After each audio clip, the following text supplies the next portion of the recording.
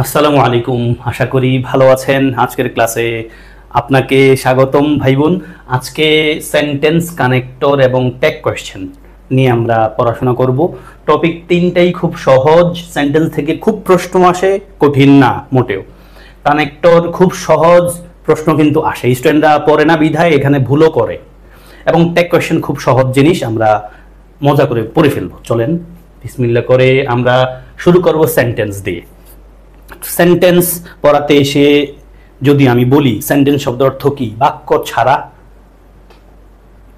Sentence শব্দের অর্থ বাক্য আমরা জানি। সেন্টেন্স শব্দের আরেকটা অর্থ হলো ভাই মৃত্যুদণ্ড দেওয়া।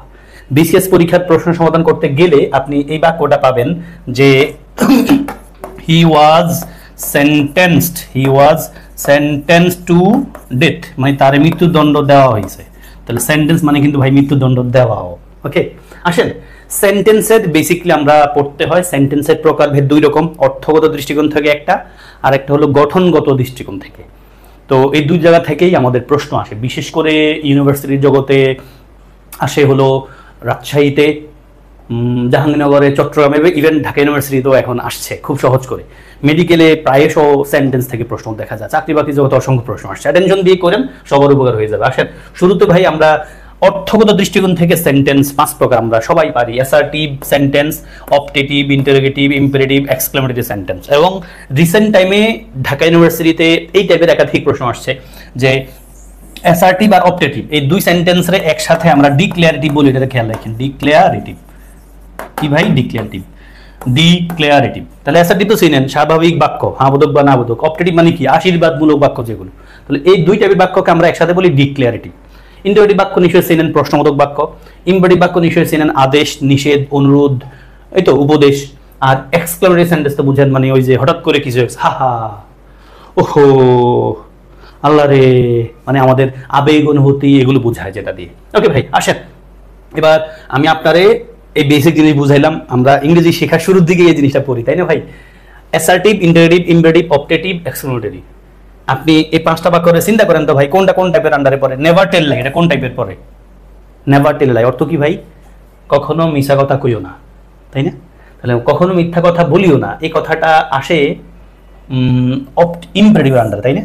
ইম্পারেটিভ দ্বারা কি বোঝায় ভাই? আদেশ, নিষেধ, অনুরোধ, উপদেশ বোঝায়। তাহলে আমরা নিশ্চয়ই নেভার টেল লাইটাকে বলছি imperative sentence. Then I love my parents, সবাই নিশ্চয়ই বাবা মাকে আমরা ভালোবাসি, ভালোবাসতেই হবে আমাদের। তাহলে এটাকে আমরা অবশ্যই অ্যাসার্টিভ সেন্টেন্সের আন্ডারে ফেলবো, যেটাকে আমরা ডিক্লারেটিভও বলতে পারি। হাউ হ্যান্ডসাম দ্য বয়েজ, দেখেন একটা আবেগ বুঝাইছি আমি, এবং একটা বিশ্ব চিহ্ন পেয়েছি আমরা, ফলে এটা আমরা বলবো এক্সক্লেমেটরি সেন্টেন্স, তাই না? How did you come by this precious watch, come by মানে হলো গেট, অবটেইন, পাওয়া, বিশেষ পরীক্ষার বাক্য এটা। তাহলে how did you come by this precious watch, এই দামি ঘড়ি তুমি কেমনে পাইছো? তাহলে হাউ ডিড দিয়ে আপনি বুঝতে পারছেন ইন্টারোগেটিভ সেন্টেন্সে প্রশ্নবোধক চিহ্ন থাকবে, ফলে ইন্টারোগেটিভ সেন্টেন্স বলছেন চারে। এবং একটাই বাকি আছে, may Allah boost your confidence during the exam, এক্সামের সময় আপনাদের কনফিডেন্স বুস্ট থাকুক।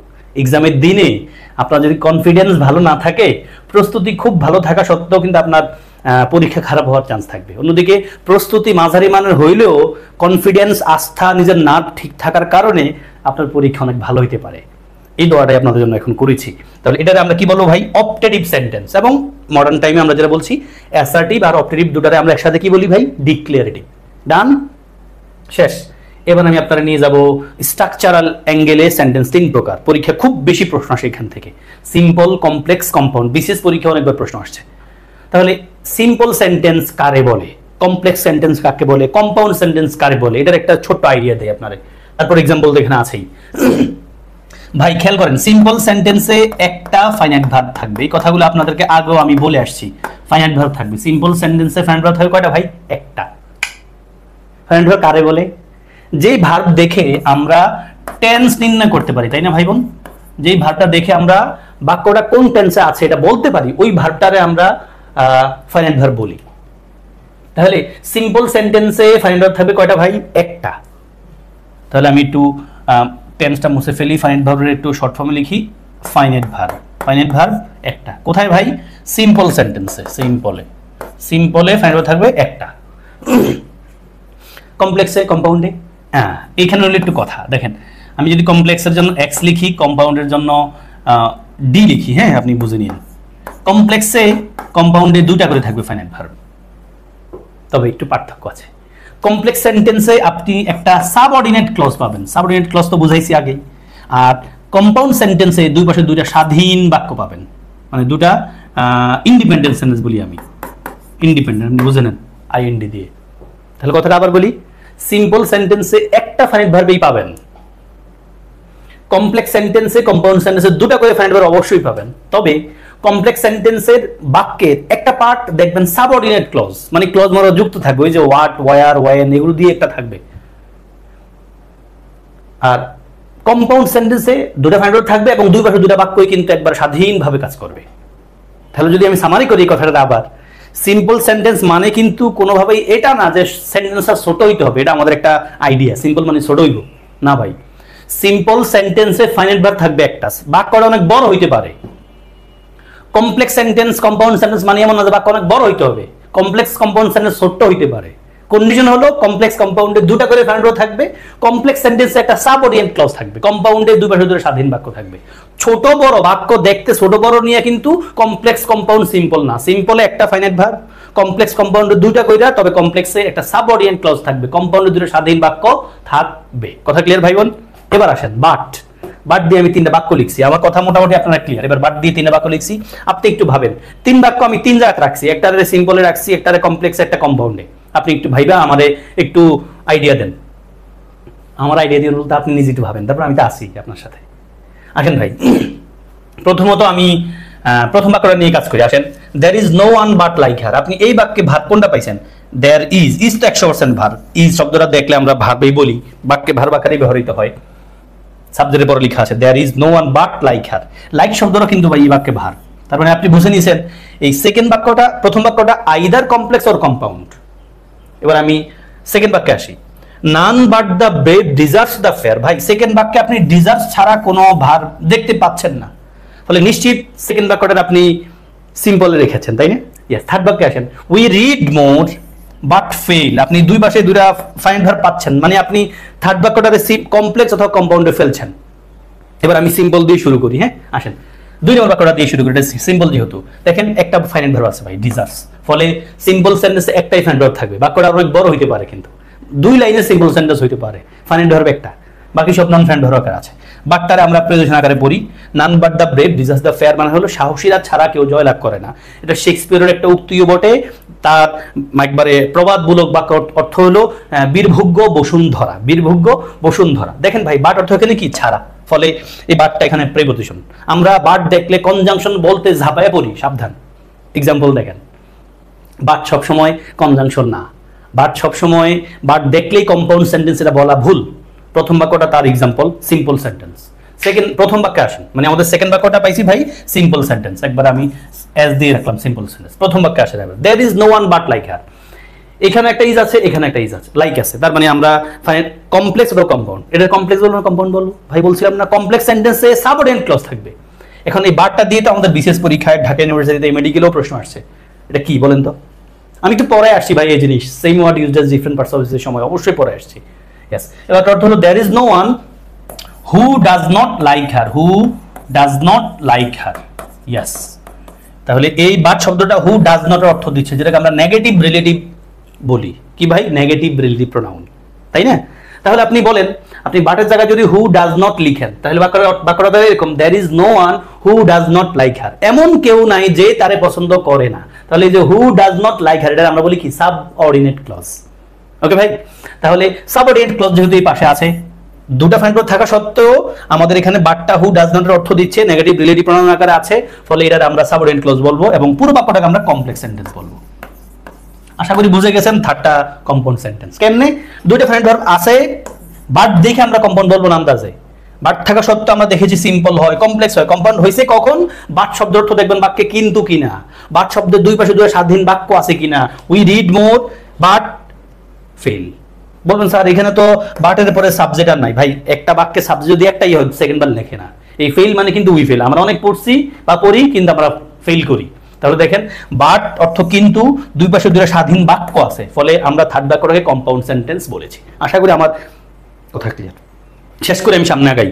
সিম্পল সেন্টেন্সে একটা ফাইনাইট ভার্ব পাবেন, যেই ভার্বটা দেখে আমরা টেন্স বলতে পারি ওই ভার্বটা আমরা সিম্পল সেন্টেন্স বলি। সিম্পল সেন্টেন্স মানে কোনোভাবেই এমন না যে বাক্যটা ছোট হইতে হবে, বাক্যটা বড় হইতে পারে। সেকেন্ড কথা, কমপ্লেক্স সেন্টেন্স আর কম্পাউন্ড সেন্টেন্সে ফাইনাইট ভার্ব থাকবে দুইটা করে, তবে কমপ্লেক্স সেন্টেন্সে ফাইনাইট ভার্ব মানে কমপ্লেক্স সেন্টেন্সে একটা সাব অরিয়েন্ট ক্লজ থাকবে, WH ওয়ার্ড হতে পারে, who, what, when, where, that, because, কিছু একটা থাকবে। আর কম্পাউন্ড সেন্টেন্সে দুই পাশে দুটো স্বাধীন বাক্য থাকবে। আশা করি কথা না বোঝার কিছু নাই। এবার আসেন কনজাংশন, লিঙ্কার্স, কানেক্টর নিয়ে কথা বলি। সহজ জিনিস ভাই। নট অনলি বাট অলসো জিনিস পারেন, এটা প্যারালিজম প্যাটার্নের সাথেও যায়। নট অনলির পরে যা পাবেন বাট অলসোর পরে তাই পাবেন, ওকে। এবং এটার আলাদা প্রয়োগের ব্যবহারও কিন্তু আমাদের আসে পরীক্ষা, এই জন্য বাক্যগুলো পড়তে হবে। স্ট্রাকচার পরে আসলে খেয়াল রাখতে পারবেন না, বাক্য পড়েন। Fatiha is not only beautiful but also genius. আপনার হয়তো ফাতিহা আয়াত নামে একটা বাংলাদেশি মেয়ের কথা জানেন, তো Fatiha is not only beautiful but also genius. দেখেন তো, নট অনলি আছে, নট অনলি থাকে বাট অলসো পাই আমরা, এবং নট অনলির পরে বিউটিফুল অ্যাডজেক্টিভ আছে, বাট অলসোর পরেও কিন্তু একটা অ্যাডজেক্টিভ জিনিয়াস আছে, ওকে। এখন পরীক্ষায় এই কথাটা আনানোর মূল কারণটা হলো আপনি পরীক্ষাতে এরকম পাবেন Fatiha is blank beautiful blank genius, তখন অপশনে নট অনলি বাট অলসো আছে, আপনি তখন এটা ভাববেন তাহলে নট অনলি বাট অলসো মানে কি, এটা না বরং ওটাও, এমনটা মানে সে শুধু বিউটিফুলও না, সে জিনিয়াসও। দেখেন, he is not only learns English but also teaches it, সে শুধু ইংরেজি শিখে না, ইংরেজি সে পড়ায়ও কিন্তু, ওকে। এটা নিয়ে আমি আর কথা না বাড়াই। তারপর আসেন অ্যাজ ওয়েল এজ। ভাই অ্যাজ ওয়েল এজের বিষয়টা কি? অ্যাজ ওয়েল এজের বিষয়টা হলো এন্ডের মতো, এন্ডের অর্থ দেয় অ্যাজ ওয়েল এজটা। আপনি যেখানে এন্ড আছে সেখানে অ্যাজ ওয়েল এজ লিখে দিতে পারবেন, তবে সাবধান থাকতে হবে বোথের সাথে। বোথ যদি থাকে, বোথ থাকলে কিন্তু বোথের পর আপনি এন্ড লিখতে হবে, কোনোভাবেই বোথের পর আপনি অ্যাজ ওয়েল এজ মারতে পারবেন না, যদিও বোথ আর অ্যাজ ওয়েল এজ এন্ড আর অ্যাজ ওয়েল এজের অর্থ এক, তবে বোথ থাকলে আপনি অবশ্যই কি লিখতে হবে, এন্ড লিখতে হবে। আসেন কি লেখা আছে, Mariam is beautiful as well as brilliant. আগের কথাটাই দেখেন, আমরা বলতে পারতাম এখানে Mariam is beautiful and brilliant, অসুবিধা নাই, ওকে। নেক্সট, বোথ এন্ড, এই যে একটু যেটা বলছিলাম, বোথ থাকলে আপনাকে এন্ড লিখতেই হবে। বাক্য পড়েন ভাই, এটা কিন্তু প্যারালাল প্যাটার্নের মধ্যেই আছে। ফাতিমা ইজ, ফাতিহার ছোট বোনটা Fatima is both beautiful and brilliant, নাকি? দেখেন তো ভাই, এই দেখেন বোথ থাকলে এন্ড হয়, এবং বোথের পরে অ্যাডজেক্টিভ পরেও কিন্তু অ্যাডজেক্টিভ। হ্যাঁ, আমি কথা না বাড়াই, শুধু বোথ এন্ড খেয়াল রাখেন, সহজ জিনিস এটা। এখান থেকে প্রশ্ন অনেক বেশি আসে, দো, অলদো, ইভেন দো, এই পয়েন্টটা ধরে অনেক প্রশ্ন আপনি প্রিভিয়াস ইয়ার্স এর পাবেন, আমিও প্র্যাকটিস করাবো ইনশাআল্লাহ আপনাদেরকে। দো, অলদো, ইভেন দো, ভাই এই শব্দগুলো কিন্তু কনজাংশন খেয়াল রাখেন, এদের পরে অবশ্যই সেন্টেন্স লাগে, কেমন? এবং দো, অলদো, ইভেন দো যুক্ত পার্টটারে আমরা কিন্তু মানে দো, অলদো, ইভেন দো যুক্ত পুরো বাক্যটাকে আমরা কিন্তু কমপ্লেক্স সেন্টেন্স বলি, মানে সাবঅর্ডিনেট পার্টের আন্ডারে যেহেতু পরে এটা। এবং খেয়াল করেন, দো, অলদো, ইভেন দো যুক্ত বাক্যে যেই কথা বলবে অন্য পাশে কিন্তু উল্টা কথা বলতে হবে। যদিও আমি ভালো স্টুডেন্ট তবুও আমি চান্স পাই না, যদিও আমার ক্ষুধা আছে তবুও আমার খাইতে ভালো লাগে না, মানে উল্টা কথা আসবে। দেখেন, দো হি ওয়াজ সিক, এখন দো অলদোর পর অবশ্যই সেন্টেন্স লাগবে বলেছিলাম। দো হি ওয়াজ সিক, যদিও সে অসুস্থ ছিল তবুও সে অ্যাটেন্ড করছিল মিটিংয়ে। দেখেন, সিক হলে তো মানে অ্যাটেন্ড করার কথা না, বাট করছে। Though he was weak he completed the book, যদিও সে অসুস্থ ছিল, দুর্বল ছিল, তবুও সে বইটা শেষ করছে। তার মানে মূল কথা হলো দো, অলদো, ইভেন দোর পরে সেন্টেন্স পাবেন, এবং দো, অলদো, ইভেন দো যদি বাক্যের শুরুতে থাকে বাক্যের মাঝে কমা পাবেন। দো, অলদো যুক্ত বাক্যের অর্থ যা, উল্টা পাশের অর্থ কিন্তু ভিন্নটা হবে। অ্যাটেনশন দিয়ে পড়তে হবে, পরীক্ষাটা আসলে দুটা কথা খেয়াল রাখতে হয়, একটা হলো অর্থের দিকে খেয়াল রাখতে হয়, আর খেয়াল রাখতে হয় দো, অলদো, ইভেন দোর পরে অবশ্যই সেন্টেন্স থাকবে, ওকে। এবং দো, অলদো, ইভেন দোর শর্টার ভার্সন হলো ইনস্পাইট অফ ডিসপাইট। অনেক প্রশ্ন আপনি পাবেন, আমাদের রাজশাহী চট্টগ্রামে রেগুলার প্রশ্ন আসে এই পয়েন্টটা ধরে। কি? ইনস্পাইট অফ ডিসপাইট অফ পলি নাই, ইনস্পাইট অফ আর ডিসপাইট। শব্দ হলো ডিসপাইট, এটার সাথে কখনো অফ, উইথ কিছু লাগানো যাবে না। আর ইনস্পাইট অফ, তিনটা শব্দ আলাদা করে, কিন্তু কথা একটা। ইন স্পাইট অফ, কোনোভাবে ইন স্পাইট ইন লেখা যাবে না, অথবা ইন স্পাইট অফ ছাড়া লেখা যাবে না। এক্সপ্রেশনটা এটা, ইন স্পাইট অফ অথবা ডিসপাইট, ডিসপাইটের সাথে কোনো প্রিপোজিশন লেখা যাবে না। তো খেয়াল রাখতে হবে ইনস্পাইট অফ আর ডিসপাইট, এদের পরে সেন্টেন্স থাকবে না। আগেরগুলোর আগে কি বলছিলাম, দো, অলদো, ইভেন দো পরে অবশ্যই সেন্টেন্স থাকবে, বাক্যের মাঝে কমা থাকবে। এই ইনস্পাইট অফ ডিসপাইট দিয়ে বাক্য শুরু হলেও বাক্যের মাঝে কমা থাকবে, কিন্তু ইনস্পাইট অফ ডিসপাইটের পরে অবশ্যই বাক্য একটা নতুন সেন্টেন্স আসবে না, মানে একটা সেন্টেন্স আসবে না, আসবে কি একটা নাউন, প্রোনাউন, নাউন ফ্রেজ আসবে, সেন্টেন্স আসবে না, ওকে। এবং কথা কিন্তু এমনটাই বুঝাবে, ইনস্পাইট অফ ডিসপাইট দিয়ে যেই বাক্যটা হবে উল্টা পাশে তার অন্য পাশে তার উল্টা কথা বলবে। যেমন ইনস্পাইট অফ দেয়ার ডিস্টারবেন্স, তাদের ডিস্টারবেন্স সত্ত্বেও আমি নামাজ পড়ে ফেলছি, মানে ডিস্টার্ব হলে নামাজ পড়তে না পারার কথা, বাট তাও আমি নাউন্স পড়ছি, কথা বলতেছে উল্টা। ডিসপাইট ইনসার্ট দিয়ে শুরু হয়েছে বাক্যের মাঝে কমা দিছি, এবং ইনস্পাইট অফ ডিসপাইটের পর কি থাকবে ভাই? সেন্টেন্স থাকবে না। দেখেন একটা নাউন ফ্রেজ আছে, ইনস্পাইট অফ আওয়ার এফোর্ট, আমাদের এফোর্ট সত্ত্বেও we could not publish the book on time, ঠিক সময় বইটা পাবলিশ করতে পারি নাই। ডিসপাইট পিপল সাপোর্ট, মানুষের সমর্থন সত্ত্বেও, সাপোর্টটা এখানে নিশ্চয়ই নাউন, ভার্ব ভাববেন না। He couldn't win the election, সে জিততে পারে নাই। তার মানে ডিসপাইট ইনস্পাইট অফ এর পরে সেন্টেন্স থাকবে না। ডিসপাইট ইনস্পাইট অফ যুক্ত বাক্যে যা বলবে তার উল্টা কথা বলবে অন্য পাশে, এবং ডিসপাইট ইনস্পাইট অফ দিয়ে যদি বাক্য শুরু হয় বাক্যের মাঝে কমা রাখতে হবে। সহজ জিনিস, পরীক্ষায় আসে ভাই। বিকজ চেঞ্জ অ্যাজ, এবং এটার একটা শর্টের ভাষানো আছে। এই বিকজ চেঞ্জ অ্যাজ অর্থ হলো কারণ বা যেহেতু। আমি বলি বিকজ চেঞ্জ অ্যাজ বাক্যে শুরুতে পাইলে অর্থ ধরেন যেহেতু, বাক্যের মাঝে পাইলে কারণ ধরেন। বিকজ চেঞ্জ অ্যাজ এরপর একটা বাক্য লাগবে, কিন্তু কি লাগবে? বাক্য লাগবে, কারণ ফলাফল বোঝায়। যেমন আসেন, এবং বিকজ চেঞ্জ অ্যাজ বাক্যের শুরুতে থাকলে কমা দিবেন, মাঝে থাকলে কমার কোনো ইস্যু নাই। বিকজ আই ওয়াজ ইল, যেহেতু আমি অসুস্থ ছিলাম সেহেতু আমি স্কুল যাইতে পারি নাই, মানে কারণ ফলাফল বোঝায়। ফলাফল হলো স্কুল যাইতে পারি নাই, কারণ হলো আমি অসুস্থ ছিলাম। দেখেন বাক্যের মাঝে দিছি কমা আছে, সরি বাক্যের শুরুতে দিছি কমা আছে, বাক্যের মাঝে দিছি কমার কোনো কাম নাই। ওকে ভাই, তারপর আসেন because of for due to, ওই যে বিকজ সিন্স যা বললাম, এদের শর্টের ভাষণ হলো because of for due to. Because মানে কারণ, আর বিকজ অফ মানে কারণে। বিকজ এর পরে সেন্টেন্স থাকবে, বিকজ অফ এর পরে সেন্টেন্স থাকবে না। কি থাকবে জানি না, সেন্টেন্স না কমপক্ষে। সেন্টেন্স মানে কি? Subject verb. ওকে, তাহলে বিকজ অফ এর পর, বিকজ অফ এর অর্থ হলো কারণে, তারপর নাউন প্রনাউন নাউন ফ্রেজ এমন কিছু থাকবে, সেন্টেন্স না। যেমন he couldn't go to school because of his illness, সে স্কুলে যাইতে পারে নাই কারণ তার অসুস্থতার কারণে। দেখেন বিকজ অফ হিজ ইলনেস, আমি বলতে পারবো না বিকজ অফ হি ওয়াজ ইল, না, ভুল। উই ডিডন্ট গো, আমরা যাই নাই ডিউ টু ব্যাড ওয়েদার, খারাপ আবহাওয়ার কারণে, এমনটা বোঝাচ্ছে। ওকে ভাই, সহজ জিনিস এগুলো। দেন বাট মানে কি? কিন্তু আমরা জানি টু রেফার কন্ট্রাস্ট, এখানে আমার কথা নাই তেমন। আমরা বাট নিয়ে কথা বলেছি। He the man is poor but honest, লোকটায় গরিব কিন্তু সৎ। He is rich but unhappy, সে ধনী কিন্তু অসৎ। তাহলে বাট মানে কিন্তু, মানে আমাদের পরীক্ষা কিন্তু দেখা যায় এবং বাক্য বুঝে, এই যে এরকম ধরে যা পড়াইলাম কনজাংশন আকারে, এগুলোর প্রয়োগ আমরা পরীক্ষা করতে হয় বাক্যের অর্থ বুঝা। এবং বাক্য যেগুলো আসে এগুলো খুব সহজ আসে, বাট চিন্তা করে পড়তে হয়। এখানে শুধু গ্রামার নিয়ে ভাবলেই হয় না, আমরা প্র্যাকটিস যখন করব তখন দেখবেন এই জিনিসগুলো কত সহজ, কঠিন না মোটেও। পরীক্ষাও কিন্তু আসে, আপনার হাতে যে বই আছে এই বই ধরেও কিন্তু প্র্যাকটিস করা শুরু করবেন। টেক কোশ্চেনে আসেন, এনাদার সহজ টপিক। আসেন টেক কোশ্চেনের বেসিক কথা হলো ভাই, আমরা জানি, আমি কোনো রুলস লিখি নাই, বাক্য লিখছি, কারণ এগুলো আপনারা সবাই জানেন। দেখেন বাক্য লিখি, ফয়েজ ইজ এ বয়। আমরা জানি ভাই হাবোধক হলে নাবোধক লিখতে হয়, নাবোধক হলে হাবোধক লিখতে হয়। তাহলে এখানে আছে হাবোধক, আমরা লিখে দিচ্ছি নাবোধক, প্রথম কথা।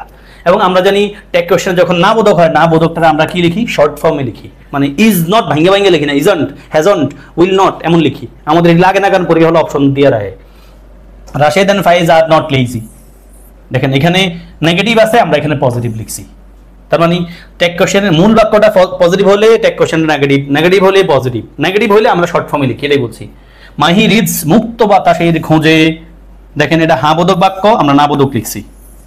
এবং এই বইটা একটু পড়বেন, আপনারা যদি কেউ না পড়ে থাকেন ইউনিভার্সিটি মেডিকেলে চান্স পাওয়ার পর বা যখন সুযোগ পাবেন এই বইটা পড়বেন, মুক্ত বাতাসের খোঁজে আরিফ আজাদ। আমার কাছে এটা মানে this is one of the go to recommendation from my and for my students or friends. মুক্ত বাতাসের খোঁজে এই বইটা আপনার আমাদের বয়সের যে কেউ পড়া উচিত, মানে সবারই পড়া উচিত। আমাদের সমাজের একটা কমন সমস্যা বলা যেতে পারে, বিশেষ করে ইয়াং মানুষ যারা আমরা আছি, ছেলে হোক বা মেয়ে হোক, বইটা পড়েন ভাই, আপনার জীবনে প্রভাব পড়বেই, আপনার জীবনে প্রভাব পড়বে, আপনি অন্য মানুষের জীবনে প্রভাব ফেলতে পারবেন এই বইটা পড়ার পর, either directly by recommending the book or idea দিয়ে। Umair slept well didn't he, দেখেন আমরা এখানে প্রেজেন্ট টেন্সে রেখেছি এজন্য আমরা কিন্তু ডাজ নট নিয়েছি, এখানে পাস্ট টেন্সে রেখেছি এজন্য ডিড নট নিয়েছি। এই গ্রামার আপনারা বোঝানোর দরকার নাই। এই কথার এই পৃষ্ঠার মূল কথা হলো ভাই, হাবোধক থাকলে নাবোধক লিখি, নাবোধক থাকলে হাবোধক লিখি, এবং নেগেটিভ হলে আমরা কন্ট্রাস্ট লিখি, মানে শর্ট ফর্মে লিখি। এবার আসেন অক্সিলিয়ারি ভার্ব, টেক কোশ্চেন আমরা দুইটা জিনিসই কেবল লিখি ভাই। হ্যাঁ, আমি একবার বাচ্চাদের মতো দেখাচ্ছি কুইক করে। অক্সিলিয়ারি ভার্ব আর সাবজেক্টে লিখি। টেক কোশ্চেন আমরা দুইটা জিনিস লিখি, অক্সিলিয়ারি ভার্ব লিখি আর সাবজেক্টটা লিখি, মানে সাবজেক্টের প্রনাউন ফর্মটা লিখি, এটাই লেখা আছে। দেখেন এই যে অ্যামিজার অনেক কিছু লেখা আছে, আমরা কি লিখি এখানে? Am is are, was were, have, has, shall, should এগুলো লিখি। আর এই যে ডু ডাজ, কই ডু ডাজ ডিড কখন লিখি ভাই? ডু ডাজ ডিড এগুলো লিখি হলো প্রিন্সিপাল ভার্ব হইলে। যদি এই যে অ্যামিজার, ওয়াজার যা যা আছে এগুলো থাকলে এগুলোই লিখি, আর যদি প্রিন্সিপাল ভার্ব থাকে তখন আমরা ডু ডাজ ডিড লিখি। আমরা এই সেম কথাটা বলে আসছি অ্যাফার্মেটিভ নেগেটিভ এগ্রিমেন্টের সময়। প্রেজেন্ট টেন্সে ডু ডাজ লিখি, পাস্ট টেন্সে ডিড লিখি, ডাজ লিখি থার্ড পারসন সিঙ্গুলার নাম্বার হলে এবং প্রেজেন্ট টেন্সে হলে। যেমন যা দেখেন এই কথাগুলো এবার আবার লিখছি, দেখেন affirmative two negative vice versa, মানে অ্যাফার্মেটিভ হলে নেগেটিভ হয়, নেগেটিভ হলে পজিটিভ হয়। Short form in negative, negative হলে শর্ট ফর্মে লিখি। I am a student aren't I, এটা ভালো করে পড়েন, পরীক্ষা প্রশ্ন আসে এটা দিয়ে। মানে এম দিয়ে যদি প্রশ্ন হয়, আমরা নেগেটিভ করতে গেলে আর দিয়ে কাজ করতে হয়, আরন্ট আই। ওকে ভাই, তারপরে আমি সামনে আগাই। শর্ট ফর্মটা আমরা লিখতে হয় নেগেটিভ হলে। এবার কয়েকটা প্রশ্ন করেন তো ভাই, সহজ জিনিস, যেগুলো সব প্রশ্ন আসছে একটু পজ করেন, 5টা প্রশ্ন আছে এখানে, সব পারবেন, সহজ জিনিস পারতে কষ্ট হবে না ইনশাআল্লাহ। ক্লিয়ার? যা যা আছে স্ক্রিনে সব দেখা যাচ্ছে, নো প্রবলেম।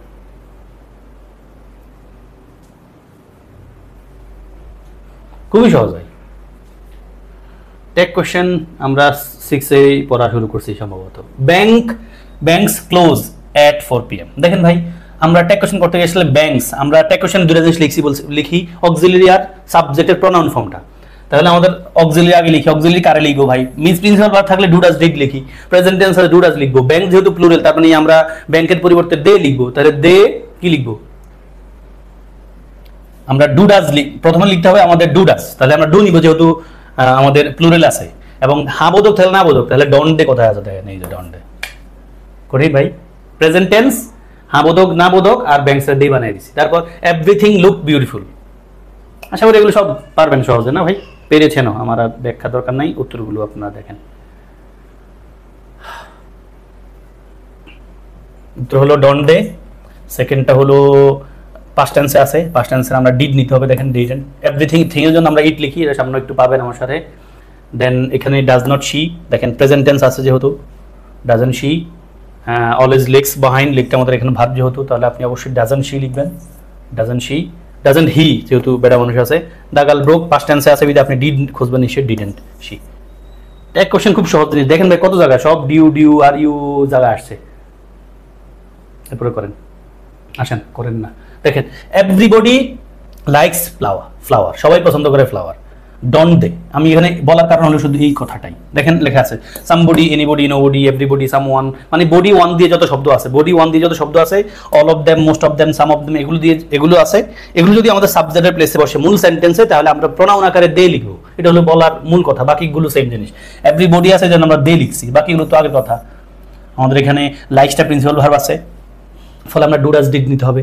হ্যাঁ বোধক আছে না বোধক লিখলাম, শুধু এভরিবডির পরিবর্তে দে লিখলাম, বাকি কথাগুলো সেম। দেখেন নেইদার অফ দেম থাকলে আমরা দে লিখছি। আর এখানে না বোধক যেহেতু বাক করার ফলে হ্যাঁ বোধক লিখছি। আর ওয়াজ আছে, ওয়াজের সাথে মিল আছে ওয়ার, দের সাথে নিশ্চয় ওয়ার বসাই দিছি, শেষ। আসেন প্রশ্ন দেখেন দুইটা। টেক কোশ্চেন সহজ জিনিস, তবে ভাই প্লিজ এড়াই যায় না। টেক কোশ্চেন থেকে রাজশাহীতে প্রশ্ন দেখা যায়, ইভেন ঢাবিতেও কত প্রশ্ন আসে আপনি দেখতে পারবেন। সব জায়গায় প্রশ্ন আসে, সহজ জিনিস একটু পড়িয়া গেলেই নিরাপদ। মেডিকেলে প্রশ্ন কখনোই আসে না এই পর্যন্ত টেক কোশ্চেন থেকে আমার জানা, তবে আসলে অবাক হইতাম না, সহজ জিনিস কিন্তু। ওকে ভাই, আশা করি হয়ে গেছে আপনাদের উত্তর। বডি আছে বুঝছেন তো, তাহলে দে লাগবে আপনার, বাকিটা খোঁজেন। তাহলে দে, হ্যাঁ বোধক আছে না বোধক লিখবেন, তাহলে ডন্ট দে, দে সাথে ডাজ নট বসে না। এভরি ওয়ান আছে, তাহলে আপনি দে লাগবে, দে আছে একটাই, দেখেন। তারপর আসেন ভাই কুইক করে, ওই যে থিং, একটা প্রশ্ন করছিলাম, থিং দিয়ে যেগুলো আছে, থিং অথবা যদি সিঙ্গুলার বোঝায় তখন আমরা ইট লিখি, এটা লিখা আছে। Neither, nothing, never, none, hardly, barely, rarely, scarcely, seldom, little, এগুলো থাকলে আমরা কিন্তু কি লিখি ভাই? ইট লিখি। ওকে, ইট লিখি। এবং এই শব্দগুলো কিন্তু সব নেগেটিভ, বুঝে নিতে হবে আমরা। ফলে nothing can happen without any reason, আমরা কি লিখতে হবে? ইট লিখতে হবে, ইট। আর এটা যেহেতু হ্যাঁ বোধক আছে না বোধক আছে, হ্যাঁ বোধক লিখতে হবে, ক্যান ইট। ওকে ভাই, এই বার্কিং ডগ, আমরা বার্কিং ডগ মানে একটাই তো, তাহলে কুত্তার বদলে আমরা ইট লিখবো। সেলডম শব্দটা কিন্তু নেগেটিভ, ফলে আমরা কিন্তু এখানে বাইটটার যদি ধরি আমরা কিন্তু কি লিখবো? ইট লিখলাম। আর আমরা ডাজ লিখবো, ডাজন লিখতে যাইবো না, কারণ সেলডম নিজে কিন্তু নেগেটিভ ওয়ার্ড, কেমন? ফলে এখানে যে শব্দগুলো আছে সবগুলো কিন্তু নেগেটিভ ওয়ার্ড, এগুলো সব কি ভাই? নেগেটিভ ওয়ার্ড, আমরা নিশ্চয়ই এগুলো জানি। ফলে এগুলো নেগেটিভ ওয়ার্ড, আমরা যখন টেক কোশ্চেন করতে যাবো তখন এদেরকে নেগেটিভ ধরে ওই পাশে পজিটিভই করতে হবে, সব জিনিস। এবার দেখেন প্রশ্ন কয়টা কি? he never goes out with his dog. It's hardly rained at all this summer. করেন ভাই। আসেন উত্তরে আমরা অবশ্যই প্রথমটাতে হি নেভার গোজ, নেভার আছে তার মানে আমাদের হাবোধক করতে হবে, গোজ আছে তার মানে আমাদের ডাজ নিতে হবে হির সাথে, তাই না? Does he. ইটস হার্ডলি, তাহলে ইটস আছে ইটেই রাখতে হবে আমাদের, ইট থাকলে ইটেই। রেইনড আছে পাস্ট টেন্স, তার মানে আমাদের ডিড লাগবে। হার্ডলি যেহেতু আছে নেগেটিভ, তার মানে আমাদের পজিটিভ লাগবে। তাহলে আমরা কি লিখবো? ইটের সাথে আমরা লিখবো কি? হ্যাজ ইট লিখছি। ও জোস কথা এখানে আসেন, এখানে জোস কথা হলো আমরা রেইনড আছে পাস্ট আমরা যে ডিড লিখে দিব না, সাবধান। এখানে রেইনটা মূলত এই যে ইটস রেইনড, একটু সামনে পাবেন এই কথাটা, এই যে ইটস রেইনড, ইটস রেইনড। এই রেইনটা মূলত হইছে এটা ভার্বের থার্ড ফর্ম, কারণ এই ইটস মানে কিন্তু it has, it has, it has. তাহলে এখানে ইটের সাথে নিশ্চয়ই হ্যাজ যায়, এই কথাটা সামনে আরো ক্লিয়ার হবে না ভাই? আসেন এই যে কথাটাই সেখানে বলছি, জোস জিনিস সেখান থেকে প্রশ্ন আসলে ভেজালে পড়ে স্টুডেন্টরা। যেমন she put her hand on my hand. দেখেন ভাই আমরা পড়েছি এই কথাটা আগেও, কিছু ভার্ব আছে যাদের 3 ফর্ম সেম, ফলে আমরা বাক্য দেখে বুঝবো আসলে প্রেজেন্ট টেন্স আছে না পাস্ট টেন্স আছে। এটার একটা কোশ্চেন কি হবে? পুট যেহেতু আছে তার মানে আমরা পুটস লিখলে প্রেজেন্ট টেন্স বুঝতাম, পাস্ট টেন্স আছে তার মানে আমরা ডিড দিয়ে কাজ করতাম, ডিড। হ্যাঁ বোধক আছে ডিডন্ট মাইরা দিই, ডিডন্ট। আর শি আছে শি জায়গায় শি থাকুক, কি হয়েছে আমগো? শি রিডস, এই দেখেন এটা প্রেজেন্ট টেন্স আছে বুঝছি, এস থাকলে কিন্তু আমি ডিড দিয়ে কাজ করতাম না, এস যদি না থাকতো তাহলে ডিড দিয়ে কাজ করতাম। এস আছে তার মানে প্রেজেন্ট টেন্স আছে, তার মানে আমি লিখবো ডিড। হ্যাঁ বোধক না বোধক শি। এবার আসেন এখানে এই যে হিজ রিডিং, আইএনজি আছে মানে এখানে এই হিজ মানে হি ইজ রিডিং, তাহলে আমি এখানে কাজ করব ইজেন্ট, ইজেন্ট হি। তারপর দেখেন his finished, his he apostrophe finished, finish দেখে বুঝছি ভাই একটু আগের কোশ্চেনটার মতো, হি হ্যাজ ফিনিশড, তাহলে আমরা কাজ করব কি? হ্যাজ দিয়ে নেগেটিভ বানাইতে হবে, হ্যাজেন্ট হি। হিট ডু, ভাই দেখেন হিট ডু, হিট ডু মানে কি? ডুটা কিন্তু উড এর আগে পরে বসছে, বুঝতে হবে কারণ ভার্বে বেস ফর্ম। তাহলে কি করতে হবে? উডন্ট, উডন্ট হি। ওকে ভাই, এরপরে দেখেন হিট কমপ্লিটেড, এখানে হিট দ্বারা কি বুঝাইছে বুঝবেন এই ভার্বটা দেখা, হিট V3 লিখা আছে তার মানে আমরা বুঝতে পারছি হি হ্যাড, তাই না? তাহলে কি হবে? হ্যাডন্ট হি। এটার একটু খেয়াল রাখেন ভাই, এই যে ট্যাগ কোশ্চেন হলে মানে আমাদের কি বলা যেতে পারে, ট্যাগ কোশ্চেনের এই যে এই পার্টগুলোরে ভার্বের প্রেজেন্ট ফর্ম আছে না পাস্ট ফর্ম আছে, ওটা দিয়ে আমরা কাজ করব। এই হিজ দ্বারা কি হি ইজ বোঝায় নাকি হি হ্যাজ বোঝায় এটা বুঝবো পরবর্তী ভার্ব দেখে। আইএনজি দেখে বুঝলাম ইজ, ইডি দেখে বুঝলাম হলো হ্যাজ, ভার্বের বেস ফর্ম দেখে বুঝলাম এটা উড, আর ভার্বের 3 নম্বর ফর্ম দেখে বুঝলাম এটা he had. Okay then let's একটা কমন জিনিস পরীক্ষায় প্রশ্ন পাই, আমরা পাইতাম কমন আমাদের একাডেমিক লেভেল, লেটস মারলে থাকলে সে লুইমাইজা দাও, রে ভাই লিখে আছে এটা। আমার এখানে আর খুব বেশি বাড়া নাই, কথা কিছু নাই। প্রশ্নটা দেখেন, জেএন এ আসছে জগন্নাথে, কারেক্ট টেক কোনটা? আই এম লেট সেন্টাই, there are some upstairs are there, don't forget could we, let's have a party. Let's পাইলে আমরা তো ভাই সে লুই মারতে কোনো কষ্ট নাই, উত্তর নিশ্চয় ডি। দেন আমাদের ক্লাস শেষ। আমি বলেছিলাম আজকে আমরা যা পড়বো সব সহজ এবং মোটামুটি আগের পড়া, তবে ভাই পরীক্ষা কিন্তু এখান থেকে প্রশ্ন আসে, কোনোভাবেই সহজ টপিকে সহজ ভাববে এড়ায় যাওয়া যাবে না। সহজ টপিক থেকে প্রশ্ন আসলেও স্টুডেন্টরা কিন্তু ভেজালে পড়ে, কারণ পড়া নাই। শুভকামনা, আপনার হাতে যেই বই আছে এই বই ধরে প্র্যাকটিস শুরু করেন, ইনশাআল্লাহ আমার কথার উপর বেস করে আপনি সব প্রশ্নের সমাধান করতে পারবেন বলে আমার খুব বিশ্বাস। পাশাপাশি আমিও ইনশাআল্লাহ নেক্সট ক্লাসে এই টপিকগুলোর উপর প্র্যাকটিস করিয়ে দিব। আমাকে দোয়া রাখবেন, ভালো থাকবেন, আল্লাহ আপনাদের জীবনের সব সমস্যাকে কাটিয়ে দিক। আসসালামু আলাইকুম ওয়া রাহমাতুল্লাহ।